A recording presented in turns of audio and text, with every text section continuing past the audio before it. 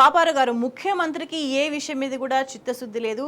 రాష్ట్ర పరిపాలన మీద, అభివృద్ధి మీద, కేవలం తన పదవి మీద మాత్రమే ఒక అభద్రతా భావంతో, అది కూడా అంటే అవసరమైన మేరకు ప్రయోజనాలు పొందడం అండ్ తన సీట్‌ని కాపాడుకోవడం మాత్రమే పరమావధిగా ఉంది అనేది ప్రధానంగా చర్చ జరుగుతుంది. అయితే సాక్షాత్తు వాళ్ళే ఎమ్మెల్యేలు ఎట్లా వ్యవహరిస్తున్నారో అనే దానికి సంబంధించి వాళ్ళే మాట్లాడుతున్న పరిస్థితి. అంతర్గత పోరు, కుమ్ములాటలు అండ్ ప్రధానంగా అంజన్ కుమార్ కూడా చాలా కీలకమైన వ్యాఖ్యలు చేసిన సిచ్యువేషన్. తెలంగాణను అడ్డుకున్నది కాంగ్రెస్, రెడ్ ల్యాండ్ అనే వ్యాఖ్యలు చేసింది. అంటే ఇవన్నిటిని కూడా ఎట్లా చూడాల్సిన అవసరం కనిపిస్తుంది అంటే ఒక నాయకత్వ లోపం అనేది ప్రధానంగా ఉందని భావించాలా?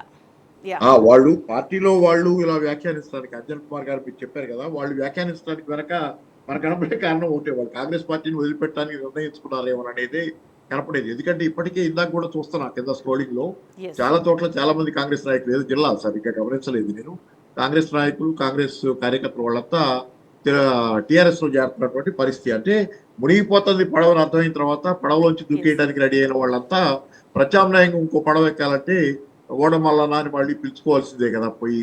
అందుకని ఏంటంటే ఇది కాంగ్రెస్ పార్టీలో ఉన్న సంక్షోభానికి తార్కాణమే వాళ్ళంతా ఈ విధంగా మాట్లాడటం. ప్రజల్లో ఆమోదం జీరో అయిపోతుంది.